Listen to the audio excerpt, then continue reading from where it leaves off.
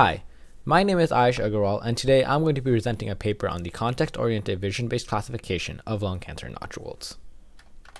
Lung cancer is the third most common type of cancer in the United States, with scientists estimating more than 200,000 new cases to occur in 2022. This type of cancer is also the most deadly, with the American Cancer Society estimating 130,000 deaths to occur from lung cancer in 2022 alone. This high death rate is largely due to the fact that many lung cancer cases are detected too late. Therefore, this study was designed to build a deep learning model to classify nodules in the lungs in order to provide an early diagnosis of lung cancer. So first, a bit of background research. Cancer is the abnormal growth and spread of cells which leads to tumors in the body. Tumors typically fall into two categories, benign or harmless, and malignant or dangerous. Cancers are usually diagnosed through lab tests, imaging such as CAT scans, MRI, PET scans, etc., and biopsies.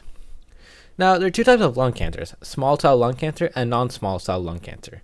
Lung cancer usually has 5 stages, beginning with stage 0, where the tumor has not spread, and stage 4, where the cancer has spread throughout the body and is likely to be fatal.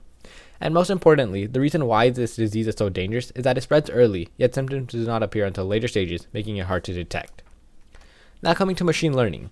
Neural networks consist of nodes which act as neurons organized into layers with an input, hidden, and output layer. The weights between the layers, denoted by the arrow in the diagram on the right, are used to estimate outputs given certain inputs, and the objective of the model is to determine the weights which will minimize the error. Deep learning is essentially just using multiple hidden layers in order to enable a neural network to learn complex features. Now, a CNN is a special type of neural network that is useful in image-related tasks such as image classification, object detection, and image segmentation. It uses various filters to convolve or slide over images and extract features from them, creating feature maps. Pooling layers are used to reduce the size of the network while conserving important information. A typical CNN consists of a structure shown on the right with multiple convolutional layers and multiple pooling layers followed by a fully connected layer. In this project, the procedure I used was the following. I first collected lung cancer data using the LIDC IDRI dataset. I converted the CAT scans into frames and extracted the nodules. I then created TF record files out of the data and used these files to construct TensorFlow datasets for training and validation, with the training dataset having additional transformations such as rotation and flips.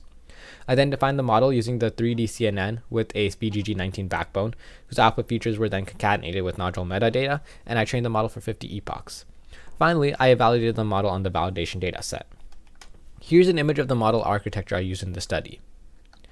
This figure here below illustrates the number of patients by number of nodules. Most patients, as you can see, have between 1 to 5 nodules, with more being relatively rare. The next figure shows the number of scans by malignancy types. Clearly, the dataset is imbalanced with more benign or indeterminate nodules than malignant nodules. The next two figures show examples of CAT scans with nodules, and the predictions computed by the model. So after training my model for about 50 epochs, the model had a mean cross-entropy loss of 1.1723, a mean accuracy of 59.96%, and a mean ROC-AUC score of 0.8380 on the validation dataset.